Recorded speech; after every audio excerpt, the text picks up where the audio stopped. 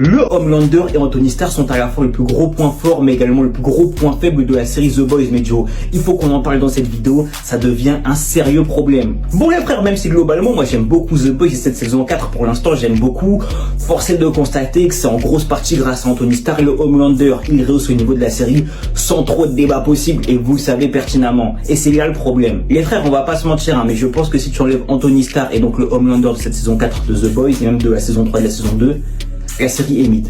La série est clairement mid, les gars, et ça c'est un vrai problème. Le premier problème, c'est que la série est trop dépendante du Homelander, et du coup ça tue le suspense, dans le sens où tu te dis qu'ils ne vont jamais le faire mourir, sous peine que la série coule, que la dernière saison soit un flop. Imagine une saison entière sans le Homelander, ça tout d'un flop les gars, je suis désolé. Et malheureusement, du coup, ça entraîne un autre problème, c'est que si un jour ils prennent le risque de faire mourir le Homelander, de le retirer de la série, les gars, bah ça va devenir mid. Il y a beaucoup de chances que ça devienne réellement mid, les gars. Et du coup, la série va encore perdre en qualité. Tu vois ce que je veux dire? Actuellement, les événements sont assez mid, mais le Homelander, de par ses performances grâce à Anthony Starr, et bah tu vois, t'as envie de voir la série, tu veux voir ce qui va lui arriver. Logique, tu vois. Donc les gars, ça devient un réel problème. Soit tu gardes Anthony Starr et du coup, bah tu n'as aucun suspense sur la suite de la série, soit tu le fais mourir, mais la série devient mid.